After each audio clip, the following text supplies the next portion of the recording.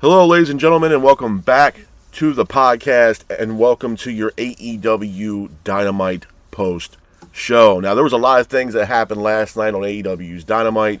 We got some news and rumors, and we also have some breaking news from AEW, which we will talk about first before we get into what happened last night on AEW Dynamite. So if you guys have not heard the news or have learned of the news, there was some breaking news that happened last night. It seems as if Powerhouse Hobbs has left AEW. His contract expired last night around midnight, and it looks like Powerhouse Hobbs is actually on his way to WWE. Now, I want to talk to you guys about this and give you my insight of what I've gathered, the news that I've gathered about the whole Powerhouse Hobbs situation, and whether I like the idea of him going over to WWE or not. So, obviously, his contract had came up last night, roughly around midnight after AEW, a couple hours after AEW went off the air. Hobbs has been pretty much looked at from both AEW, obviously, and Tony Khan, as well as WWE. WWE had a lot of interest in bringing in Powerhouse Hobbs. Now, again, Powerhouse Hobbs has been a day one guy for AEW. He's been with the company roughly for about 6 years. But it seems as if Powerhouse Hobbs had enough. And it looks like he's leaving on good grounds with Tony Khan and AEW. And it looks like he is on his way over to WWE. Now, I don't know if they're going to put him into NXT and have him in a part as a developmental for maybe a year or two. Powerhouse Hobbs is also, I think, 34 years old. So he is up there in age as far as what they're doing over in NXT. NXT likes to keep a lot of younger talent. So I don't know if they're going to move him over to NXT and have him a part of WWE's developmental program, or they're automatically going to fast-track Powerhouse Hobbs right into the main roster the same way they did for Jade Cargill or Cody Rhodes. Now, in my honest opinion, Powerhouse Hobbs, does he fit over in the WWE machine, if you will? Absolutely. I mean, the guy is built like a brick shithouse, number one. Number two, right now, a lot of people, we already know that SmackDown is 3 hours. If we're going to fast-track Powerhouse Hobbs possibly to the main roster, I'm 100% putting Powerhouse Hobbs on SmackDown. I know a lot of people were like, bro, SmackDown already has a lot of people. They just got Jordan Grace. They got Matt Cardona. They got other talents from NXT. They also got, like I said, Jordan Grace, Matt Cardona.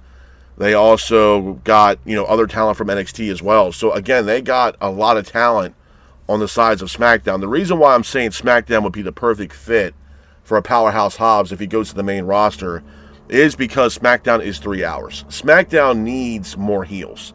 I would bring Powerhouse Hobbs in as a heel, 100%, and put him on SmackDown if they decide to put him on the main roster and just fast-track Hobbs right to the main roster. I'd put him on SmackDown. SmackDown needs heels, in my honest opinion. And they need more names to facilitate that show being in 3 hours. I'm not sitting here saying with the additions of a Jordan Grace and a Matt Cardona, the return of Jacob Fatu doesn't help things for SmackDown. But if they're going to possibly fast-track Hobbs to the main roster, I would put Hobbs right on SmackDown. Obafemi, he's on his way to the main roster as well. Obafemi is going, from what I understand, he's going to Monday Night Raw. He's going to be a big-time Impact player for Monday Night Raw, 100%. Hobbs, I think, would fit better on SmackDown, 100%. Now, again, if they put him on NXT, I'm not against that either. I think if they put Hobbs into the developmental for NXT for maybe a year, maybe 2 years, Powerhouse Hobbs could be a big-time name in the confines of NXT. And I'm sure Shawn Michaels is probably, patiently waiting or just excited for the fact that maybe Hobbs is coming over to NXT. Hobbs can be a big-time player for NXT. And he can come right into NXT and be an Impact player for sure. We're talking, NXT World Champion. And there's a lot of matches that he could have in NXT. He's also friends with Ricky Saints. They also used to be a former tag team together in AEW. So there's some familiarity with that, with Powerhouse Hobbs. I mean, when this news broke, and then my thing is that there was already a match announced for the trios titles that he was currently holding with the likes of Samoa Joe and Shibata from the Ops. And they were in a 6-man tag team matchup against the likes of Adam Page and Jet Speed. So I'm pretty sure that Collision was probably taped leading into this Saturday for Collision. But it looks like Hobbs is on his way out. And it looks like Hobbs is on his way in the confines of WWE. So that is some breaking news for you guys with that. And it looks like Hobbs is officially done with AEW. Some other news that I got too, speaking of TNA, or not TNA, we'll get to that, but AEW talent. It does look like other AEW talent might be on their way over to WWE. You know, there's been rumors and speculation about Anna Jay being unhappy with what she's done so far in AEW and how they're utilizing Anna Jay. And there's been some rumors and speculation that Anna Jay might also be on her way over to WWE. Now, with Anna Jay, I would 100% put her in the NXT program, the developmental.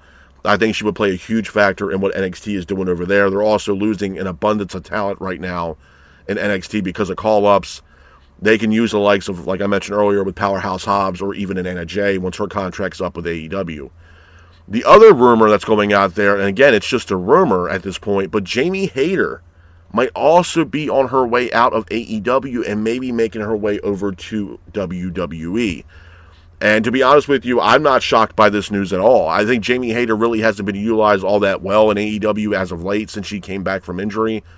And I feel like Tony Khan and the powers that be really don't know what to do with the likes of a Jamie Hayter. So again, it's just rumor and speculation as far as Jamie Hayter is concerned, but it does look like Hayter might be also entertaining the idea of also working with WWE. So there's a lot of influx right now going up in AEW.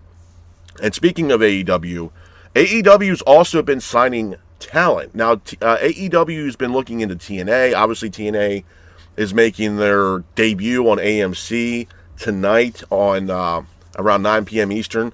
It's their first show on the AMC network, their new home on cable network. So, but Tony Khan has been keeping an eye on what TNA is doing. So much so that it seems as if Tony Khan is picking up any talent that used to wrestle for TNA, and it looks like Tony Khan is trying to bring in some of that former TNA talent over to AEW. So much so that last night, Tony Khan had signed the Rascals to an AEW multi-year contract, and that's the entire stable of the Rascals. So the Rascals now are all elite, and they will be making their debut here relatively soon. But they've also signed Jake Something, who is now Jack Doyle or Jake Doyle.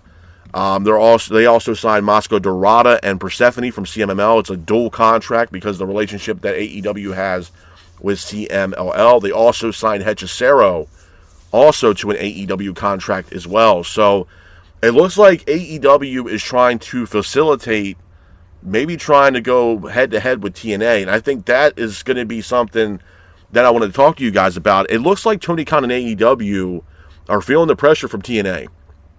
And this is something now where there's no longer an AEW WWE war, if you will, for some of those fans out there that think that there's this back and forth war between AEW and WWE. If there is to be a war between these companies, the only war that I'm seeing right now, or any kind of, back and forth banter, would be between AEW and TNA. AEW is feeling the pressure. AEW and Tony Khan is definitely, they're feeling the pressure. And TNA is on the heels of AEW. I told you guys this ever since this whole thing was announced with TNA going to AMC and being live on Thursday nights at 9 p.m. Eastern. Tony Khan and AEW are feeling the pressure. This is also something, obviously, but TNA still working with the likes of WWE. I mean, hence the reason why AJ Styles, a former TNA great, is going to make a return to TNA or be on TNA television tonight. But we don't know exactly what he's going to be doing or what his return to TNA is going to entail. But they feel the pressure. And because of this pressure, Tony Khan and the powers that be in AEW are trying to acquire any talent that is being let go or not re-signing their contract with TNA. Hence the reason why they just picked up the Rascals. They also picked up Jake Something, who also formerly used to wrestle for TNA.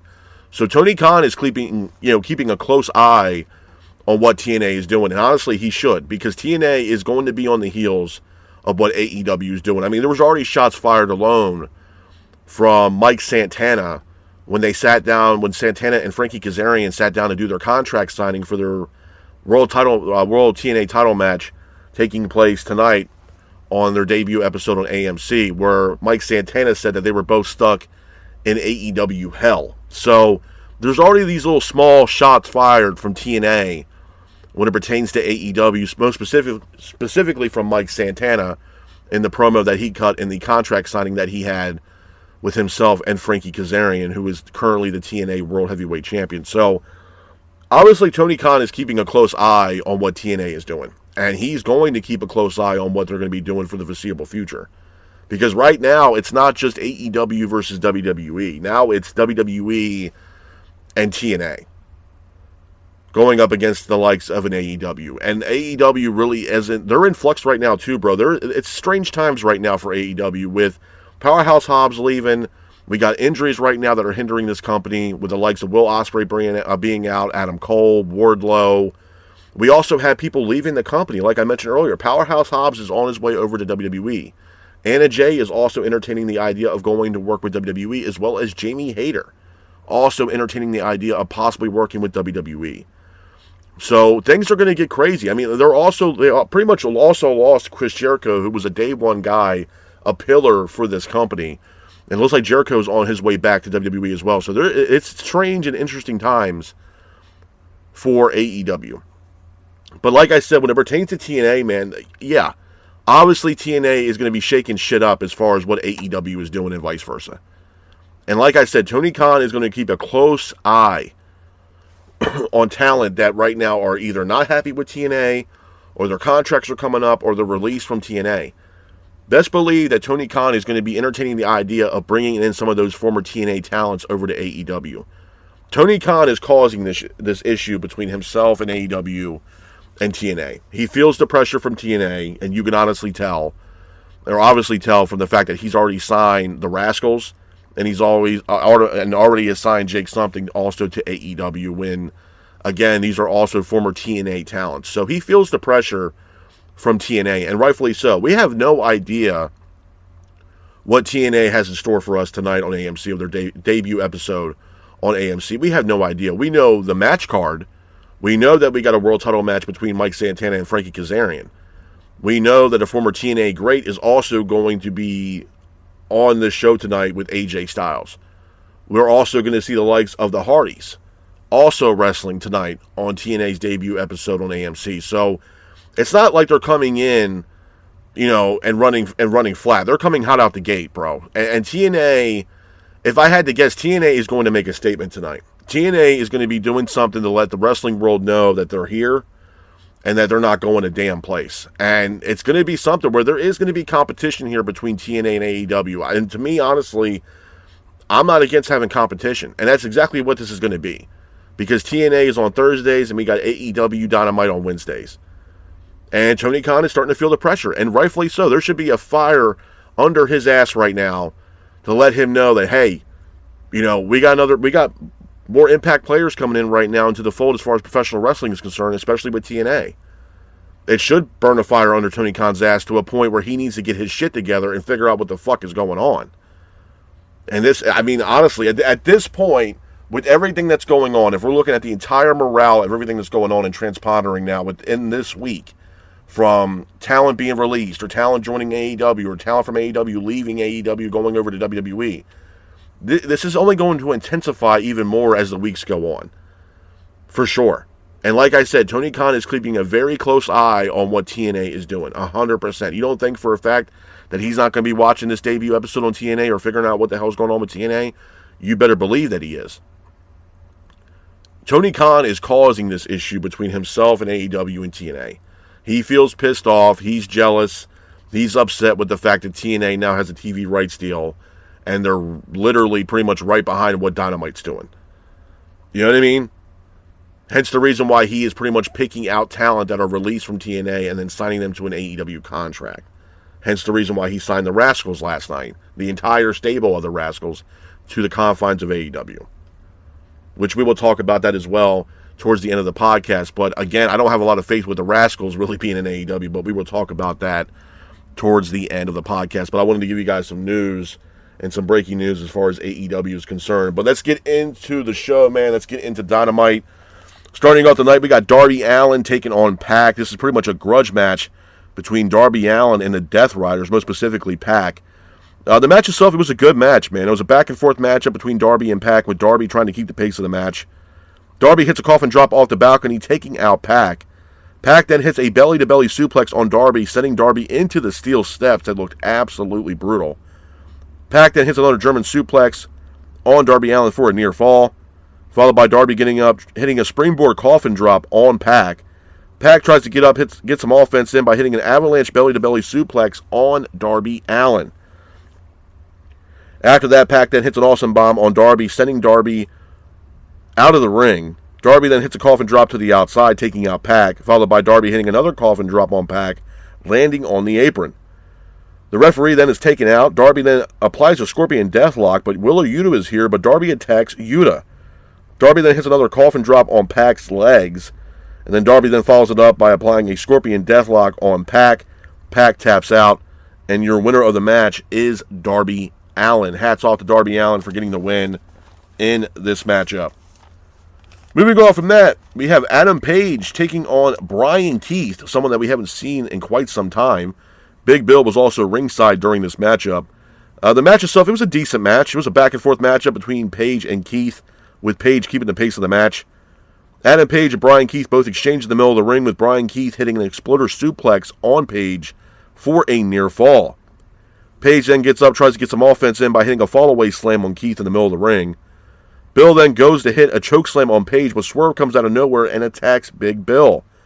This allowed Page to hit his signature buckshot lariat on Brian Keith, pins for the 3, and your winner of the match is Adam Page. After the match, you can see Page with microphone in hand. He mocks Brian Keith. Page also says that he's going to take everything away from Samoa Joe. Swerve then says that him and Page are coming after MJF and the AEW World title. After that, Swerve and Page are interrupted by none other than the return of Kenny Omega. Omega comes out to the ring, grabs a microphone, and says that Omega has something to prove, and prove to the fans. Omega says that whether it's friend or foe, he wants the AEW World title. Page then says that if him and Omega cross paths, may the best man win. After that, Swerve and Page leave the ring, but Omega then is interrupted by Don Callis and the Don Callis family. Don then mocks Omega. Don says that Omega should face Josh Alexander. Omega says, you know what, fine, how about tonight? But Don tells Omega no. And he should listen to what Daddy says, which I thought was funny from Don Callis. So, again, we did not see Andrade attack Kenny Omega at all, and Andrade wasn't even a part of last night's episode of Dynamite. Moving on from that, we have an impromptu matchup, pretty much glorified squash match. It's Brody King taking on Jonathan Cruz. And if you guys don't know who Jonathan Cruz is, he was the translator in the segment between MJF and Bandito. And like I said, this was a glorified squash match with King keeping the pace of the match, and King ultimately hits the finish on Jonathan Cruz, pins for the 3, and your winner of the match is Brody King. After the match, King grabs a microphone, he praises Bandito, and then asks if Bandito does win the AEW World title, it would be an honor for Brody King to face him for the AEW World Championship. Moving on from that, we got a number 1 contenders AEW Tag Team match. It is Davis and Doyle taking on Jet Speed versus the Gates of Agony versus the Young Bucks. The match itself, it was actually a really good match, man. Back and forth matchup with the Bucks trying to keep the pace of the match. The Bucks and Jet Speed both exchanged in the middle of the ring, with Toa hitting a moonsault off the apron to the outside. Matt Jackson then hits a blockbuster off the apron as well to the outside. Speedball Mike Bailey hits a moonsault knee drop on Matt Jackson. Bishop Khan then hits a cutter in the middle of the ring, but Bailey then hits a moonsault knee drop on Toa and Nick Jackson. Followed by that, Kevin Knight hits a UFO splash for a near fall. Bucks then hit a BTE trigger on Kevin Knight. Ricochet then pulls out the referee. And then out of nowhere, Jack Perry attacks Ricochet. Doyle then hits a powerbomb on Bailey, sending him to the outside. Followed by Davis hitting a pile driver in the middle of the ring, pins for the 3. And your winners of the match and new number 1 contenders to the AEW Tag Team Championships are Davis and Doyle. After the match, FTR come out to the ring. They shove their tag team titles into the faces of Doyle and Davis. And then an all-out brawl takes place between both tag teams. So it looks like Davis and Doyle are the new number 1 contenders for FTR's AEW Tag Team titles. Moving on from that, we have a 6-women tag team matchup. It is the Triangle of Madness taking on the Babes of Wrath and Chris Statlander. The match itself, I thought, was a decent match. Back and forth matchup between both teams with the Babes of Wrath and Statlander keeping the pace of the match. Willow hits an enziguri in the middle of the ring, followed by Statlander hitting a Falcon Arrow in the middle of the ring for a near fall. Tekla then hits a spear on Chris Statlander, followed by Tekla hitting the finish on Chris, pins for the 3, and your winners of the match are Triangle of Madness. And it looks like Tekla might get an opportunity at Statlander's AEW Women's World Title. And then moving on to the main event of AEW Dynamite, it is MJF defending the AEW World Title against Bandito. I thought this was actually a really good match. Back and forth matchup between MJF and Bandito, with Bandito hitting a press slam on MJF. Bandito then was trying to keep the pace of the match, and MJF and Bandito then both exchange in the middle of the ring, with Bandito once again hitting another press slam on MJF. Bandito then leaps off the top rope over the barricade and takes out MJF. Bandito follows that up by hitting a Poison Rana on MJF in the middle of the ring, followed by a Code Red for a near fall. MJF then tries to get some offense in by hitting a cutter on Bandito for a near fall. Bandito then goes to the top rope, hits a shooting star press on MJF for a near fall. Bandito then follows that up by hitting a running knee, followed by Bandito hitting a 21 plex on MJF for a near fall. MJF then applies the Salt of the Earth, then switches it up into a crossface. Referee sounds for the bell, and your winner of the match and still AEW World Champion is MJF. After the match, MJF is sitting in the corner with microphone in hand. He praises Bandito. He also says that Bandito will be World Champion one day in AEW. And MJF says, with that being said, he attacks Bandito, trying to take the mask off of Bandito, but Brody King comes out to the ring to save Bandito. Couple of things I want to talk about, man, about Dynamite before I get the hell up out of here. Number one, like I mentioned earlier, I want to talk about the Rascals before we get to the end of what I thought about Dynamite last night. Obviously, like I mentioned earlier in the show, AEW has acquired the Rascals, former TNA talent. Now, again, this is a great addition to AEW. I'm not hating the fact that AEW and Tony Khan had signed the Rascals to a multi-year AEW contract. I think they deserve it, and again, it'll be a great addition to AEW. My issue with this signing, though, is where are they going to fit in the confines of AEW? There's already talent that are not being used, not being utilized, that are already pissed off on the fact that they're not getting TV time or being utilized correctly on AEW television. For example, we have not seen Britt Baker, we have not seen Sheeta, we have not seen Camille, we have not seen Nyla Rose, we have not seen a lot of talent in AEW. They just signed an independent wrestler not too long ago, and she has yet to really make an appearance on Dynamite or Collision, or at least Dynamite at all, for that matter. And she's been signed with AEW for a little bit of time now. So again, Tony Khan is hiring these talent, but he's not utilizing them at all. And that's my biggest worry with the Rascals and how they're going to fit into the confines of AEW. Are they going to be utilized correctly on AEW television, or are the Rascals going to be just walking around chilling and catering in AEW? That's my issue, my only issue with this signing. I think it's a great signing. I think it's a great addition to the AEW roster, a roster that's already immensely bloated at this point. But my biggest gripe with it is, how are we going to utilize the Rascals on AEW television? Because there's already been talent that have been with AEW since day one, or talent that you've already signed to AEW that you're barely even utilizing now.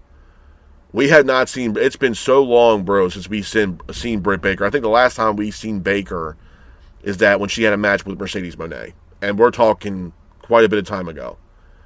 You know what I mean? Britt Baker is pretty much an AEW purgatory at this point. They're not utilizing her. Tony Khan is sitting her at home, not utilizing her, not putting her on television, and just pretty much prolonging her AEW contract. You know what I mean? We haven't seen Sheeta. We haven't seen Nyla Rose. We're not seeing Rio. You know, we're not seeing Camille. The last time we saw Camille, that she was pretty much the bodyguard of Mercedes Moné. What the hell happened to Camille? Is she even still signed with AEW at this point? That's what I'm saying, bro. Like, nobody knows really what the fuck is going on in the confines of AEW. So do I have a lot of faith with Tony Khan and AEW to actually utilize the Rascals correctly? Hell no, I don't. And I think there's a lot of the reasons why a lot of these AEW talents are entertaining the idea of going to work with WWE or working elsewhere.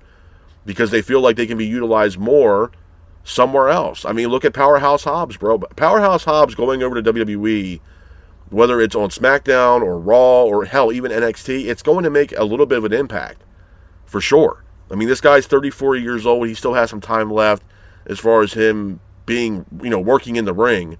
Wherever he goes, it's going to make a little bit of an impact, for sure. And if you don't think so, you're absolutely insane. Powerhouse Hobbs is going to make an impact wherever he goes. I mean, like I said, the guy's built like a brick shithouse, man. The guy is going to make an impact no matter where he goes. Me personally, if he gets called to the main roster, I'd rather see the likes of a Powerhouse Hobbs on a Friday Night SmackDown. Especially with them being 3 hours now, I think Hobbs would fit perfectly on Friday Night SmackDown, in my opinion. It'd be great to see matches with Hobbs and Jacob Fatu, Hobbs and Drew McIntyre, Hobbs and Cody Rhodes, Hobbs and Damian Priest, Hobbs and Aleister Black. I mean, there's matches that are on SmackDown that he can have that will be really entertaining matches. Absolutely. So that's why I said earlier, man, and just like in the thumbnail, that AEW is in some strange times right now, bro. I mean, there's already talent that are entertaining the idea of leaving. Obviously, Tony Khan has his sights set on what TNA is doing, hence the reason why he signed the likes of the Rascals and Jake Something, who used to work with TNA. He's obviously keeping a close eye on what TNA is doing. TNA is making their debut on AMC tonight, and they could come out, guns blazing, grand slam. I mean, there's already been rumors and speculations that we might also see the likes of a Chris Jericho show up tonight on TNA. Just a rumor and speculation. But if Jericho were to show up on TNA, bro, that is, not only is that a big time move, number one. Number two, Jericho showing up on TNA would be a slap in the face to Tony Khan and AEW. 100%. I mean, we're talking about a guy that literally, if it wasn't for Jericho, there might not have been an AEW. AEW might not have gotten that TV rights deal when they first got on the TBS and TNT. I mean, we're talking about a guy that was there day one during the AEW press conference, and a guy that literally pretty much solidified AEW as a top contender as far as pro wrestling promotions are concerned. You know what I mean? I think Jericho really did help them facilitate them getting their first TV rights deal. He was a big time name. This guy was a pillar for AEW. So if Jericho, I'm telling you guys right now, bro, I'm not saying it's going to happen. It's rumors and speculation at this point. But I'm going to tell y'all right now, and Jericho has hinted at the idea of him wanting to work with TNA. All I'm going to say is if Chris Jericho walks through the doors of TNA and his music hits tonight on TNA's debut episode of AMC, it is a slap in the goddamn face to Tony Khan and AEW. 100%. 100%. If Jericho walks through the doors of TNA tonight. 100%. Now, do I think it's going to happen? I don't know. But if it does, it's going to be a holy shit moment. Not only for pro wrestling, but for TNA. It's going to be a big, big time moment for TNA. And honestly, I'm just going to sit back and watch and laugh my ass off because it's going to be hilarious, bro. Like, how can you not laugh on the fact that you're letting this guy go? And then WWE's like, you know what? The hell with AEW and the hell with Tony Khan. I'm going to have Jericho not debut on WWE television, but I'm going to have him return and show up on TNA's debut episode of AMC just to piss Tony Khan off. I mean, talk about a class act, dude. Wow. You know what I mean? Like, that would be absolutely insane if Jericho were to show up on TNA television tonight. Or if Jericho was even in the vicinity, bro. If he was sitting in the crowd or some shit, I mean, it would be like, holy shit. Like, it would be a big-time moment for TNA. And it would get a lot of people talking. And like I said, as far as TNA is concerned tonight with their debut episode, showing up on AMC tonight, making their debut on AMC, I would be shocked. I mean, honestly, I think TNA is going to come out hitting a grand slam. And they should. They should make a big-time impact tonight with TNA debuting on the AMC network. Absolutely. And whether that's Chris Jericho, I don't know. I have no idea. But I'm going to be here for it, and I'm looking forward to it. But besides TNA, like I said, with AEW last night, it wasn't a terrible show, bro. I mean, at the end of the day, and I've been saying this now for the past few weeks, bro, I'm not going to be one of those content creators that are going to constantly sit up here and bitch, whine, and complain about AEW's product. We all know that the product needs help. They're lacking creative. They're lacking storyline. We all know what's going on with AEW. So I'm not going to sit here and go through the same bullshit every single week and just complain and whine about AEW. Oh, they don't have storyline. They don't have creative, bro. We all know that they don't. It's a broken record at this point. But I'm not going to sit here and say the entire show was shit. I enjoyed the Pac and Darby Allin match. I will admit the spot with the steel steps, man, looked absolutely brutal. I don't think it was really necessary for that spot. But again, it's Darby Allin, bro. I'd be surprised if that guy's walking at the age of 40. The way that Darby Allin wrestles, bro, it's absolutely insane. And that was a rough spot, bro. I don't think that spot was really needed in the match. But with that being said, I did enjoy the match. I enjoyed the tag team matchup with the Bucks and Jet Speed and the Gates of Agony and Doyle and Davis. I was honestly surprised with the outcome, considering the fact that this was the first time that we saw Davis and Doyle team up in a tag team. And not only that, them winning this matchup to be new number one contenders for the AEW World titles. I thought for sure AEW was going to go with the Young Bucks. I thought they were. And I'm not saying I hate the idea of Davis and Doyle going after FTR's AEW tag team titles. I was just shocked with the fact that they pushed that narrative so quick when Jake Doyle literally debuted for AEW literally last week, where we saw him join the Don Callis family. And then we get his first match, and now he's a new number one contender alongside with Mark Davis to be going up against FTR for the AEW tag team title. So I'm not against it. I mean, honestly, for what it's worth, Davis and Doyle kind of give the vibes of like Barbarian and Warlord kind of deal. And that's a lot of praise. I'm not saying it's not. But their entrance music, it's kind of like the Skyscrapers back in the day, bro. Like, I feel like Davis and Doyle, obviously it helps out Mark Davis, because Mark Davis, even in the Don Callis family, I don't really know what the hell they really had planned for Mark Davis. Him being teamed up with Doyle, they're going to be a force in the tag team division. And some people, even with, talking about the Rascals, a lot of people are saying, well, the Rascals can come in and be a part of the AEW tag team division. Yeah. If they utilize it correctly, like the Grizzled Young Veterans are going up against Eddie Kingston and Ortiz on Collision. But the Grizzled Young Veterans need to be a part of AEW Dynamite in that tag team division. We also saw the return of Leo Rush and Action Andretti. They need to be on AEW Dynamite going after the AEW tag team titles. I mean, we can actually now, even with the addition to the Rascals, we can slowly start rebuilding this AEW tag team division. We got Austin Gunn and Juice Robinson. When, Colt Gunn comes back, they can reunite with him and Austin, and the Gun Club is back, and they can go after the AEW tag team title. So there is a little revamp of the AEW tag team division with the addition of the Rascals. Now they can also bring back maybe Private Party and bring them back into the confines of AEW in the AEW tag team division. A tag team division at one time was probably the best tag team division in all of professional wrestling in the first couple years of AEW's existence. So they need help, obviously, in the tag team division. The women's side of things, I think that's probably one of the best things that's going in AEW right now, to be honest with you.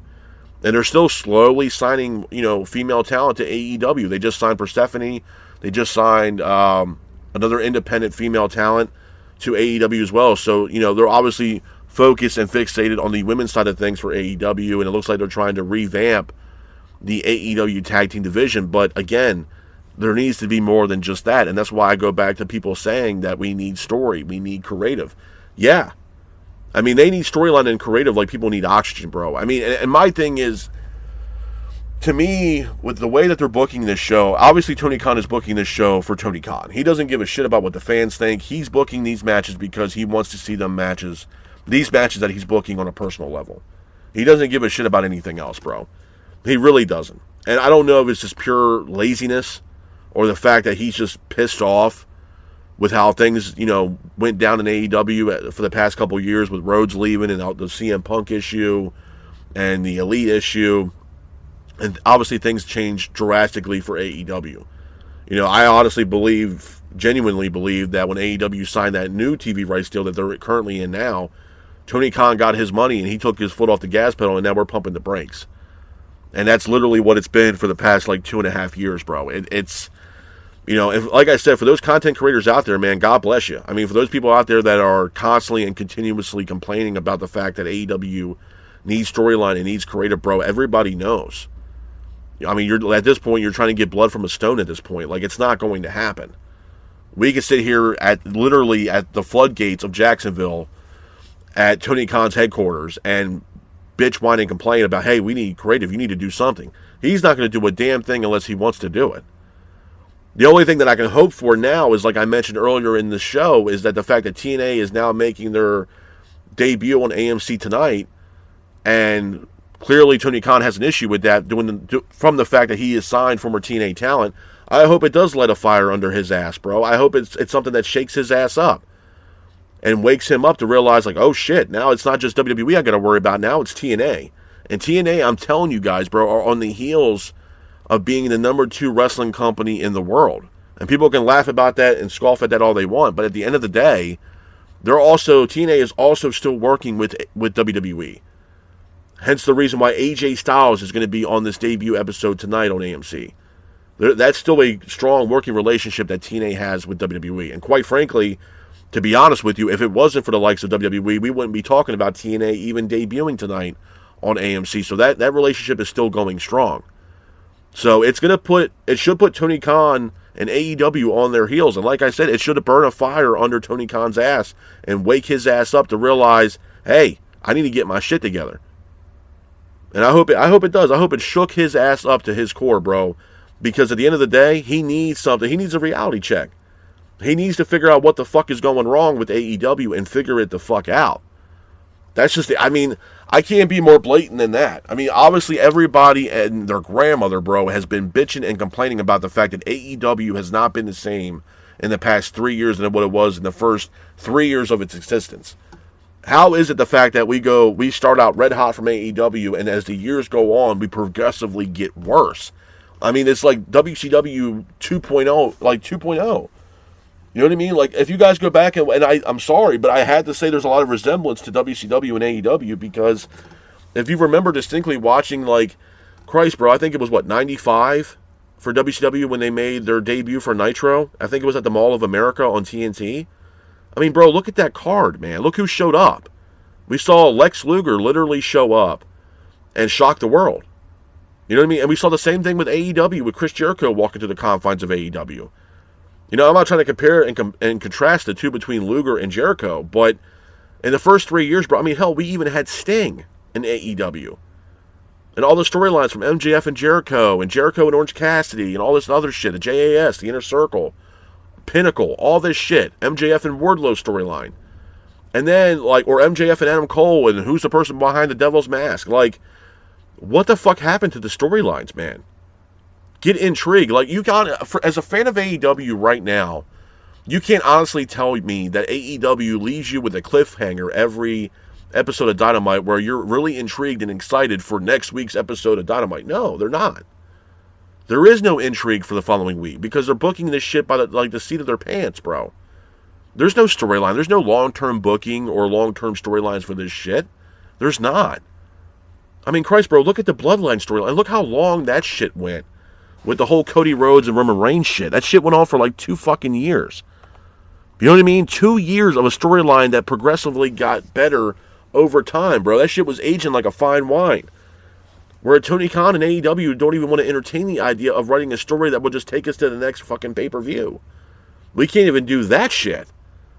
Like I told you guys, bro, AEW cannot be booking this shit like it's All Japan Pro Wrestling. It just doesn't work. It does not work. And like I said, now with TNA making their debut episode on AMC, yeah, it should light a fire under Tony Khan's ass. It should. I'm sorry. Might sound out of pocket for most folks, but it should burn a fire under his ass and wake his ass up and make him realize, like, hey, bro, it's not just you and WWE anymore. Now TNA is coming in to stop a mud hole in your ass and walk it dry. And they're looking to be the number 2 company in the world. They're not coming. TNA is not. I want y'all to understand this.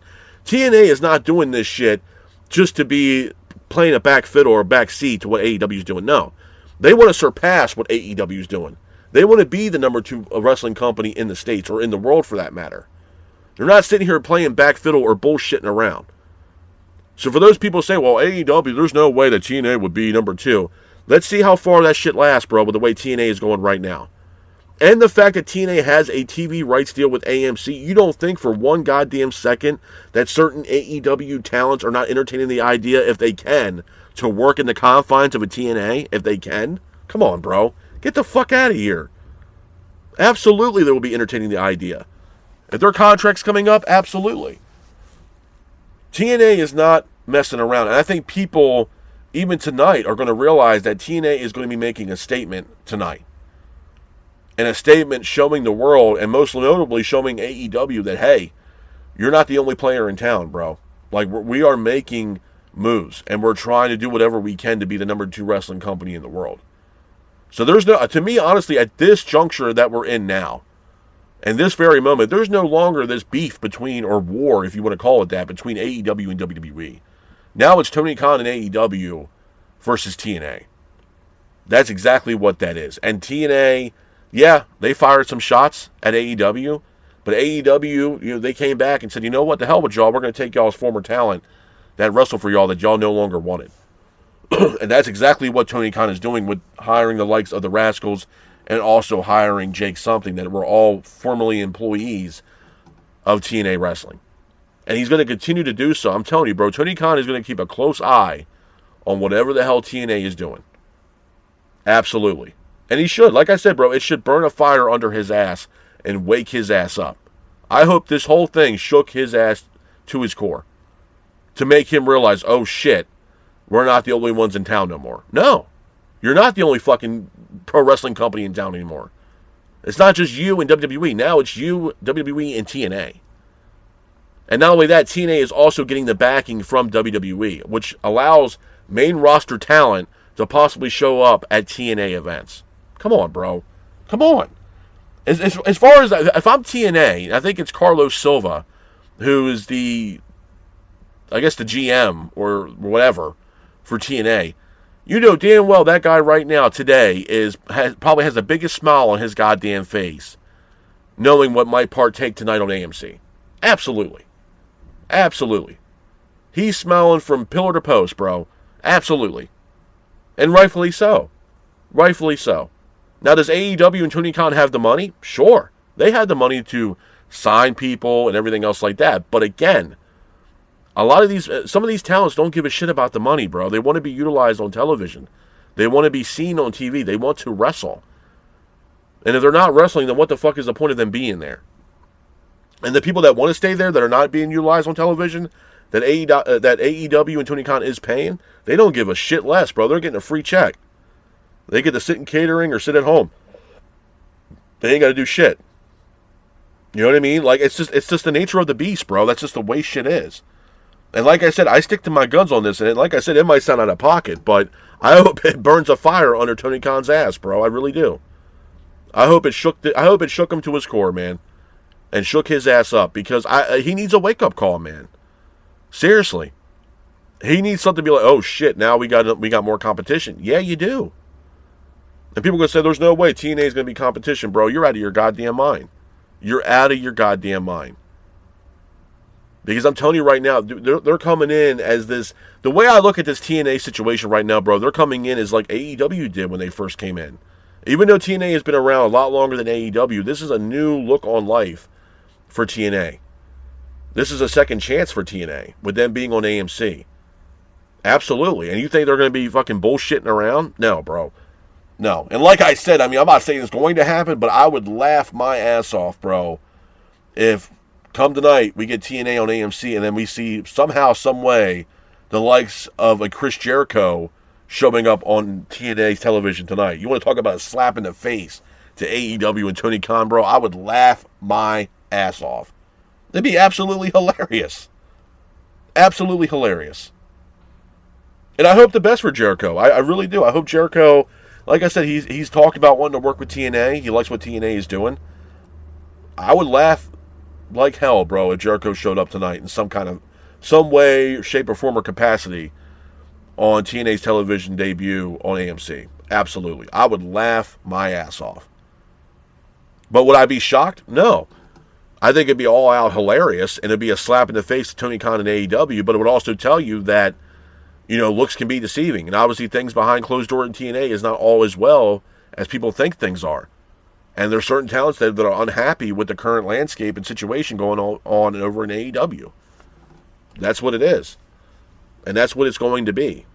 AEW needs to get their shit together. And hopefully now with this TNA shit, it burns a fire under Tony Khan's ass.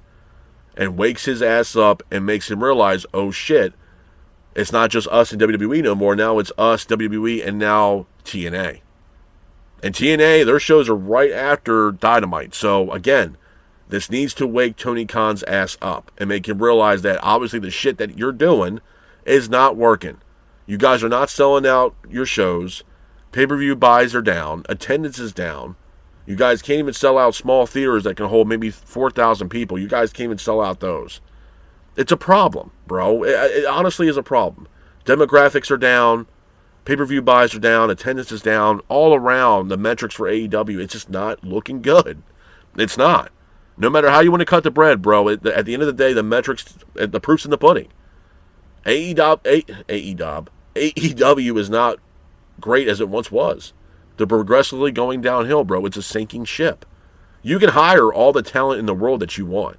You can bring in the Rascals. You can bring in, Dorada and Persephone and Hechicero and Jake something or a Karrion Kross. The issue with that is if you sign these talents, you got to utilize them and utilize them correctly and actually put them on Dynamite so the fans can see what the fuck is going on. My other thing too, like Kenny Omega. This whole, Kenny Omega returns tonight, bro. Where in the hell is Andrade? Where the fuck is Andrade? No, we're having Andrade, and here's the funny thing about Andrade. Rather than, obviously Andrade came back to AEW after he was there last time and came back the first time and beat the dog shit out of Kenny Omega. And now we know Andrade is back with AEW and ready to wrestle. We see Kenny Omega last night. Don Callis family comes out. No signs of Andrade. No signs of Andrade. And then Kenny Omega cuts that promo and then walks out the goddamn ring like nothing ever happened. No signs of Andrade. Andrade didn't beat the shit out of Kenny Omega, so are we completely looking past that entire situation between Andrade and Kenny Omega? Like, what the fuck are we doing? And then Andrade makes his debut on Collision this weekend on Saturday against Angelico, a guy that we have not seen on Dynamite since pretty much he was tag teaming up with Jack Evans. Like, what the fuck are we doing here? Honestly. Angelico has been wrestling with Serpentico on Ring of Honor. Again, a dead brand that nobody really gives a shit about. You know what I'm saying? That's the best we're doing for Andrade. His first match, let's give him Angelico. A guy that we have not seen on Dynamite since he was teaming up with Jack Evans.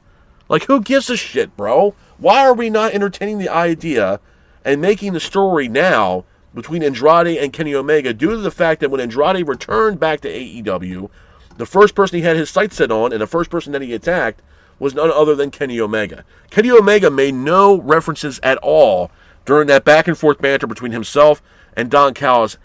Omega didn't say a goddamn word or even mention the name of Andrade. So are we completely just moving past what the fuck happened? You know what I'm saying? Like, there's so many loopholes with this company, bro. It's unreal. Look at Jon Moxley and the Death Riders. The Death Riders are a heel stable. But then Jon Moxley's walking around now at AEW like one of the biggest baby faces of the company, completely going against everything that the Death Riders stand for.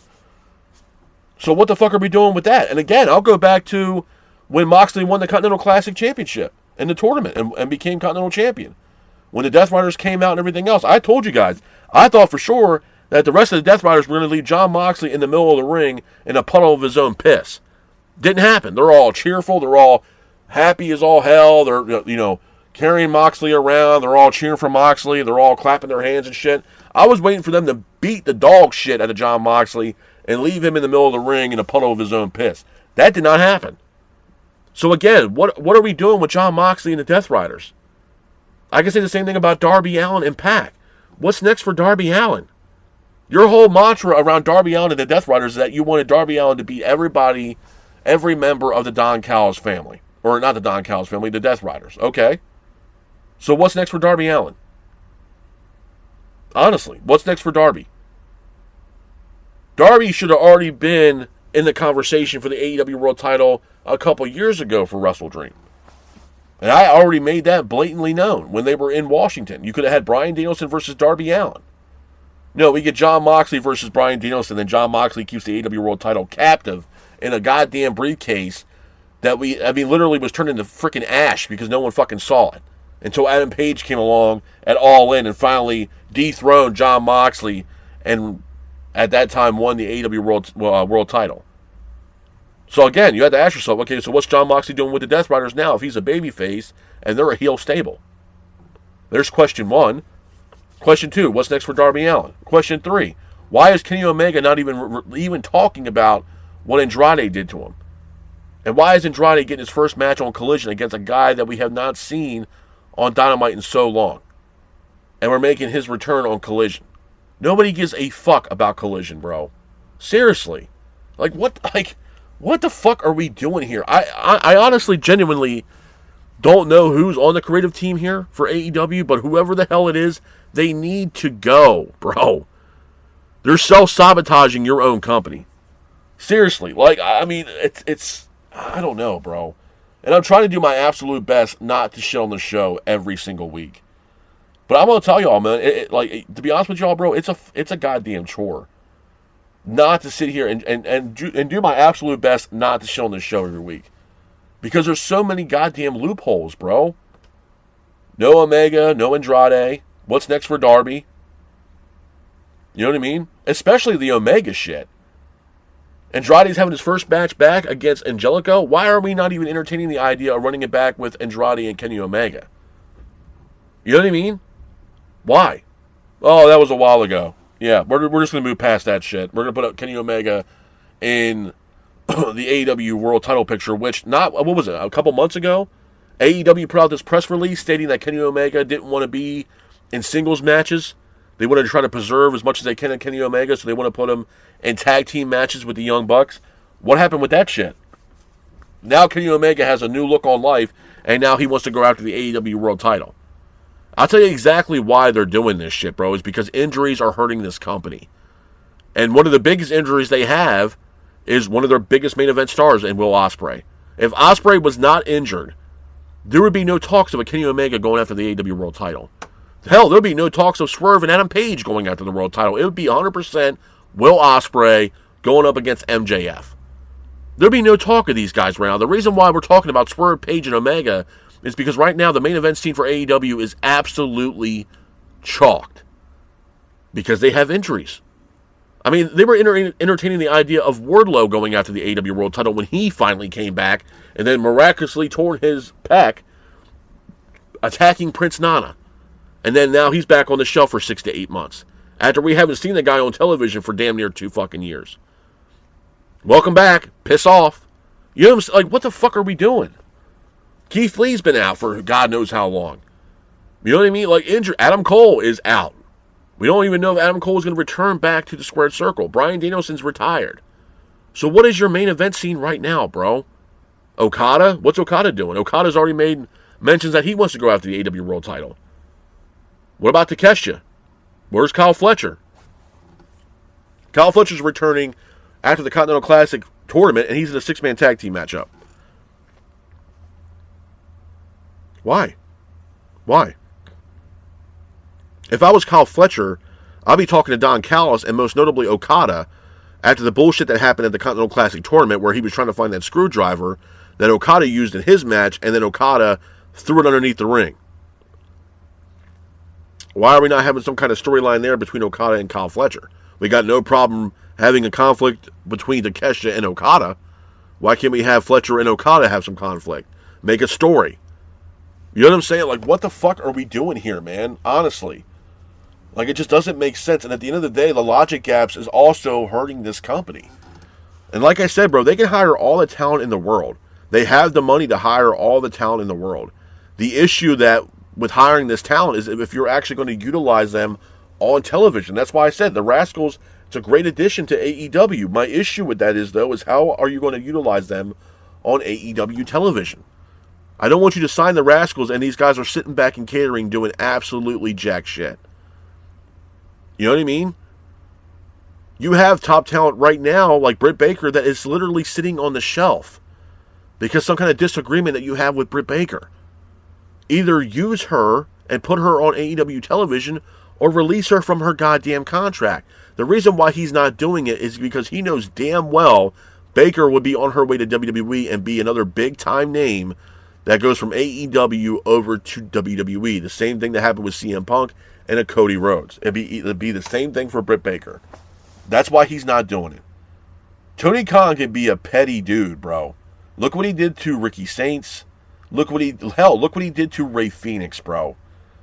And everybody felt so goddamn bad for Ray Phoenix. Tony Khan can be an asshole. Like, don't get it twisted. The guy can be a petty son of a bitch. He really can be. And people, it's like, oh, well, yeah, he's got the money. Yeah, he's got the money, bro. But I don't know, man. I think, honestly, with Tony Khan, I'll go back to what I've been saying. I think he's delusional, man. I really genuinely believe the guy's delusional. Something's wrong. Because you honestly can't tell me that the shit that you're doing right now is working. It's not, bro. Look at the goddamn metrics. It's not working.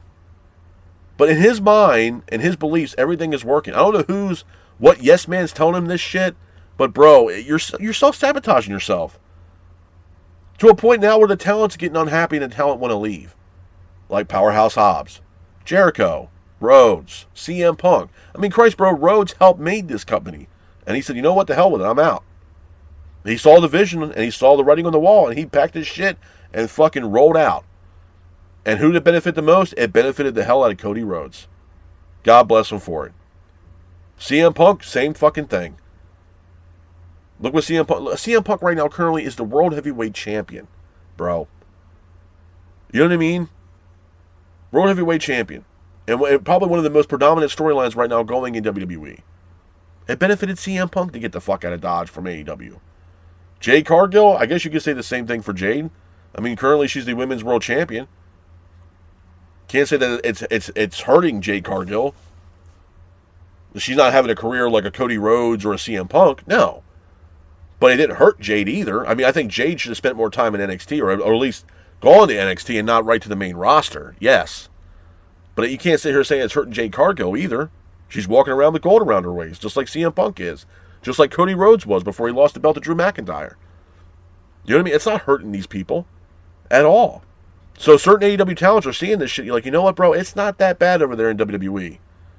Like Powerhouse Hobbs. You say, you know what? I've been here since day one. I'm going to take a chance. I'm going to have the opportunity to go wrestle for WWE. See you later.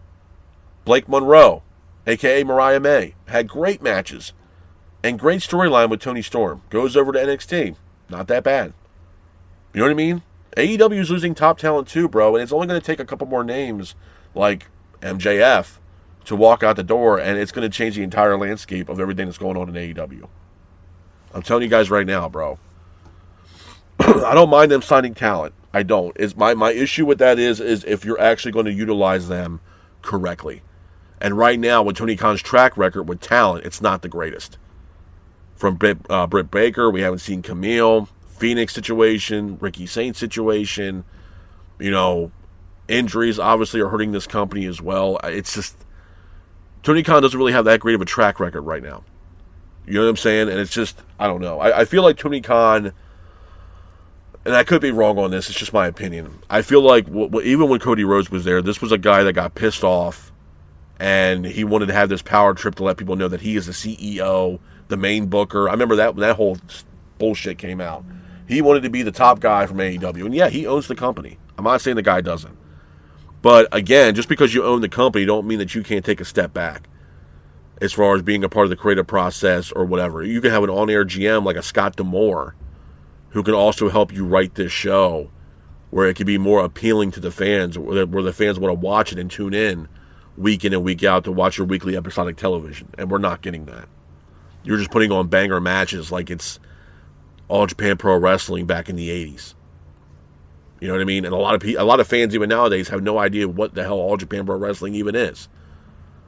Unless you're a pro wrestling fan, not just a WWE fan or WCW. You know what I mean? Like, you can't book this shit like that. It's just not going to work, man.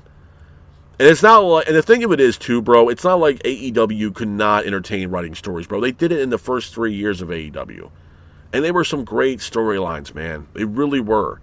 To me, I just think it's being, lazy.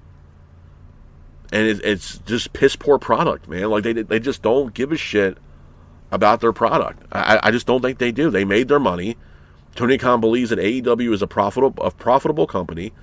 And he's going to book the show however the hell he wants. He probably books the show the day of. To be honest, the way these shows have been in the past 2 years, yeah, bro. I mean, he's booking these shows on the fly. You know what I mean? I said the same thing about Ring of Honor, man. It's honestly, with Ring of Honor, it's a goddamn shame, because at one time Ring of Honor was a great wrestling company where, I mean, the amount of talent that's walked through the doors of Ring of Honor, bro. And they put on some banger matches. They had great events.